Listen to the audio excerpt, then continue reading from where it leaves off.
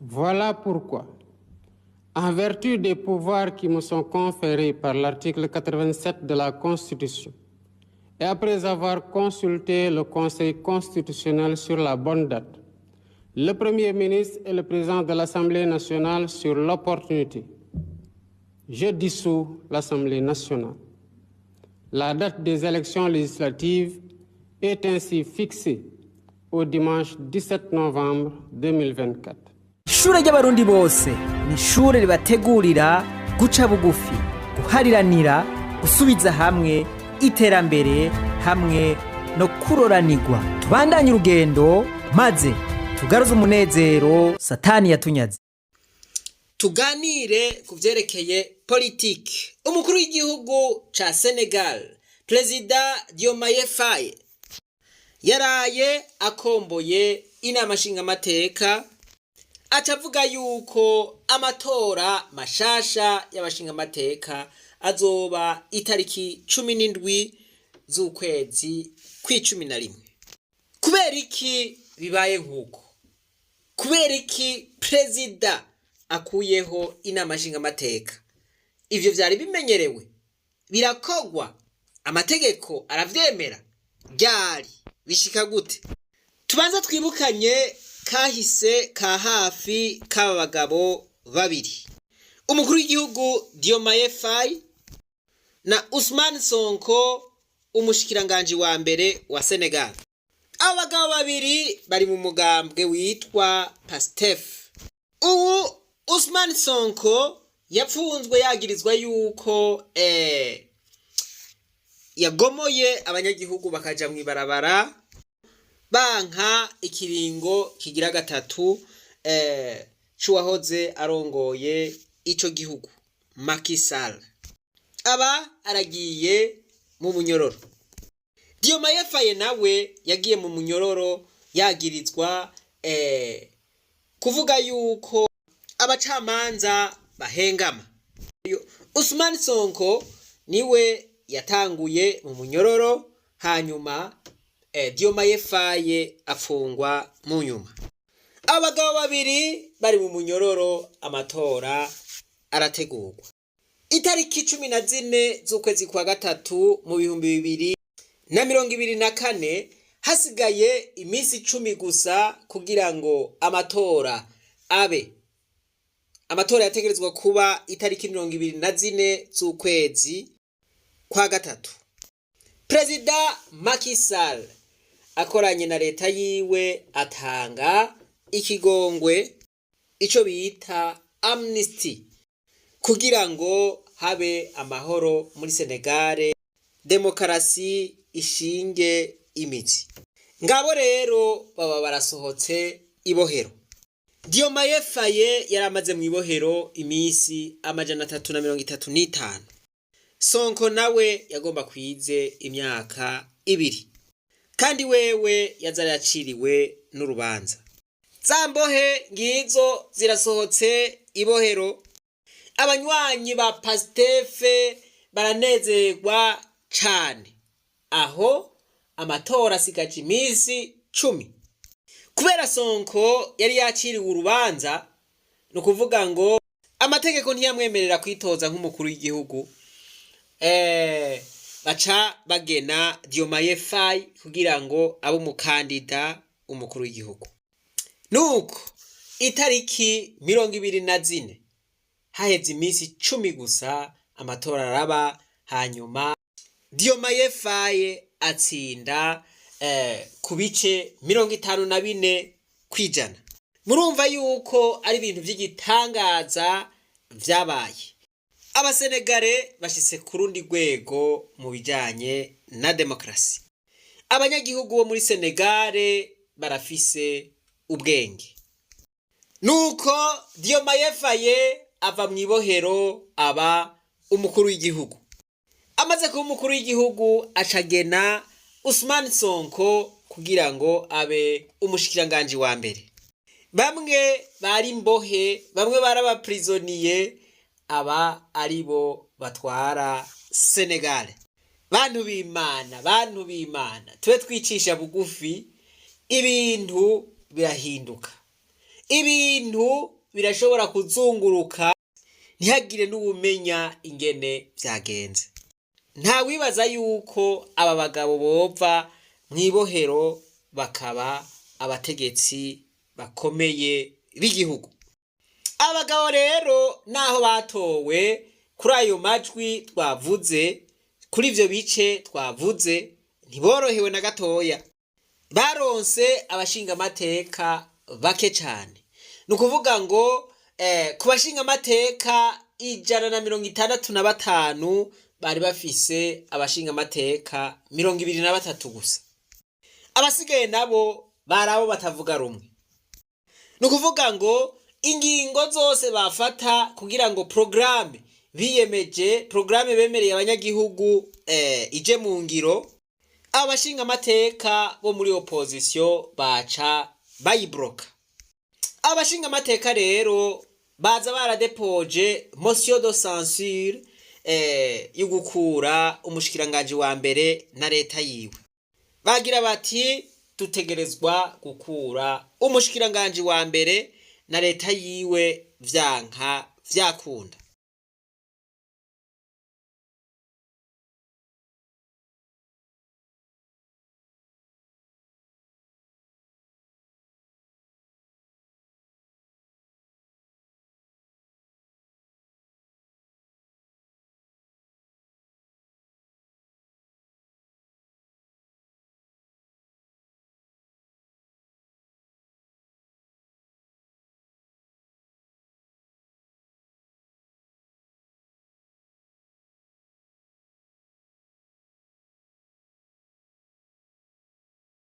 Abashinga amateka murabona yuko bari baratse bati aha leta ya Sonko ibwirizwa kuvaho.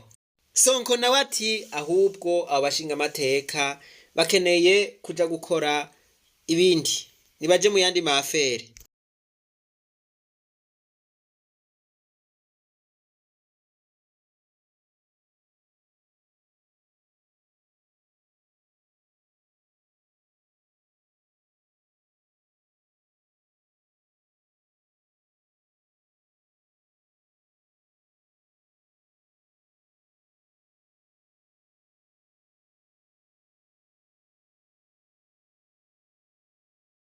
Ati ndababwiye yuko leta itazokugwa, ahubwo abo bantu bakeneye kuja gukora ibindi bikorwa. Ati ibintu vyarabacanze, ati baravyipfuje bafashijwe n'ibimenyesha makuru, ariko ntavyo bazoshikako. Bakora uko bashoboye kose kugira ngo itariki 12 z'uku kwezi zishike baza bamukuye. Ibintu bica birahinduka, ahubwo umukuru w'igihugu Diomaye Faye yisunze ibwirizwa shingiro aca arabogoza inama nshinga amateka yose, avuga yuko amatora mashasha azoba itariki 17 z'ukwezi kwa11. Ati abanyagihugu bazokwitorera abo bishimiye, bazokwitorera abazobaserukira vy'ukuri. Ati itariki 24 mwasidukanye niyonka murantora, amajwi naronse nimwe mwayampaye. Ati rero imigambi nabemereye kugira ngo nshobore kwishira mu ngiro n'ibintu vyari bigoye gose. Ati nisunze ibwirizwa shingiro mu gace karyo ka 87. Ati maze guhanuza abahanuzi banje ico ibwirizwa shingiro rivuga, maze kuganira n'umushikiranganje wa mbere n'umukuru w'inama nshinga amateka, ndabogoje inama nshinga amateka. Amatora y'abashinga amateka azoba itariki 17 z'ukwezi kwa11. Mbogoje inama nshinga amateka kugira ngo abanyagihugu bonyene bantorere inzego zizomfasha gushira mu ngiro programme nabemereye. Voilà, iyi rero ni politique. President Diomaye Faye nta kuntu yari gushobora gushira mu ngiro programme yari yemereye abanyagihugu akiri kumwe niyo opposition. Ntivyoshobotse. Abashinga amateka 142 bari muri opposition n'abashinga amateka 23 ba Sonko na Diomaye Faye. Murumva yuko bari bafise intambamyi ikomeye. Umukuru w'igihugu rero ibwirizwa shingiro riramuha uburenganzira bwo kubogoza inama nshingamateka mu gihe afise imvo zumvikana, mu gihe bigaragara yuko abo bashingamateka bariko baraba intambamyi. Ariko kandi n'abashingamateka barashobora gukura umukuru w'igihugu mu gihe bigaragaye ko yahemukiye igihugu, canke mu gihe bigaragaye ko yarenze ibwirizwa shingiro. Ibi bibaye rero muri Senegale vyoduha icigwa bene data, ahantu twakura icigwa gikomeye. Nivyo hoba hariho abantu bashobora kuba babona yuko bazoguma ku ntebe canke bazoguma ku butegetsi mirere na mirere. Je nibaza yuko na Perezida Macky Sall na leta yiwe biyumvira yuko aha muri Senegale batazova ku butegetsi, ariko baca batsindwa n'abantu basanzwe baje bava mwibohero. Murumva akantu, umuntu ari mwibohero aba ari umuntu agayitse gusumvya abandi, mugabo abo bantu nyene nibo baciye baza baba abategetsi b'ikirenga. Abakuru dufise canke abategetsi bacu barakwiye kuza baramenya ukuntu baca bugufi, barakwiye kuza bariga uko bakwiye guca bugufi. Mwiyumvire namwe umuntu wafashe nabi ukamuturubika, ukamuta mu gasho, ukamwankira ko akora, ukamwankira ko avuga, ukamukubita, ukamutoteza mu buryo bwose, hanyuma bigaca bihindukira hamwe wari wicaye akaba ari we ahicara. Ibi abasoma Bibiliya baribuka inkuru ya Hamani na Morodekayi. Si vyiza rero kugirira abandi nabi, si vyiza gufata abandi nabi, si vyiza kubuza abandi gukora politike, si vyiza kubuza abandi gushikiriza ivyiyumviro. Naho wobabuza gushikiriza ivyiyumviro vyabo ukabaturubika uko ugomba kose, ivyo nta gaciro biheza ngo biguhe, ahubwo biba biriko birakakwambura.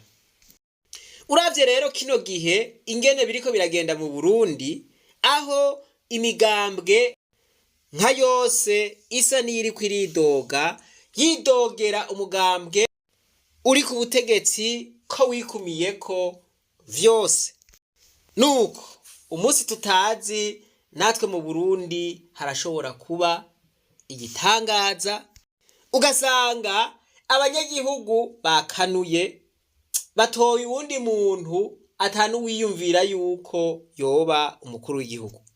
Hariya muri Senegale Perezida Macky Sall nibaza yuko iyo nkuru atayakiye neza, naho yakeje mugenzi we yaraheje gutorwa, ariko nibaza yuko kamugiyemo. Rero barundi kazi, nshuti z'u Burundi, igitangaza cabaye muri Senegale no mu Burundi kirashoboka, no mu Burundi kirashoboka. Gusa itandukaniro ritoya ririho, ariko si rito, nuko abanyagihugu bo muri Senegale bari batahuye ukuri. Kandi ijambo ry'Imana rivuga ngo bazomenya ukuri, ukuri nako kubahe ukwidegemvya. Abarundi tukimeze kwa kundi dukunda icupa, umuntu aja turondera kwijwi akaduha icupa biba birangiye. Oya siko bigenda, hajya ahubwo uba ugurishije igihugu. Biragaragara yuko kino gihe umugambi uri ku butegetsi niyo waja mu matora wonyene hashinga amateka uzoronka 100%, kiretse abo bonyene bifuza yuko bojamwo. Abo nabo sinibaza yuko bazoshika na 10. Habaye igitangaza rero hagatoga uwundi muntu atamenyerewe batarose ingene bahinyanyura, uwo rero nawe kugira ngo ashobore kurongora igihugu vyohava bidakunda mu gihe abashinga amateka 100% batoba basangiye ivyiyumviro canke batoba basangiye ishigwa mu ngiro rya programe nshasha yobazanye. Perezida Diomaye Faye arangiza avuga ati ndabemereye yuko amatora agiye kuba azoba ari amatora y'agahore. Ayo matora azoba yateguwe neza. Le gouvernement garantit la bonne organisation des élections et l'expression libre et démocratique du choix du peuple et que le meilleur gagne. Vive la République, vive le Sénégal. Ati ayo matora azotegurwa mu buryo ajamwo umuco, hanyuma umunyagihugu yitorere uwo yishakiye atagahato, hanyuma uwo bahisemwo akore. Ese Imana natwe yodufasha mu Burundi tugashika aho tugira amatora, umuntu wese agatora yisanzuye, amatora ari mu muco, amatora akagirwa n'abarundi bose, abarundi bakitorera uwo bishakiye atankomanzi, vyoba biryoshe cane. Nivyo nipfurije Uburundi, nivyo ndabipfurije mwebwe mwese mwariko murakurikirana kino cigwa. Mwibuke gufyonda kuri subscribe, jeme, mufyonde no kuri kakazogera. Ahasigaye reka twibandanirize kwa rugendo rwacu, maze tugaruze umunezero Satani yatunyaze. Umuntu atarashika mu ishure ry'abarundi bose turamuhaye kaze. Abarundi turakwiye guca ubwenge nk'abanyagihugu bo muri Senegal. Bararengeye ibibatandukanya, bashira imbere ibibahuza, bashira imbere kazoza kabo. Baravuga bati turarengeye vya politike, reka dutore umukuru w'igihugu tutaravye ivy'imigambwe. Kandi nibaza yuko Imana izodufasha tukaronka abacungera amatora neza, abagabo badatamikwa ijambo, abagabo atari baniryo. Naho twokwirengagiza ibibazo dufise tukigira bagugu, ingaruka mbi zavyo zidushikako twese atawuvuyemo. Rero mu gihe hageze amatora twari dukwiye guca ubwenge tukaraba ikizotuzanira inyungu twese.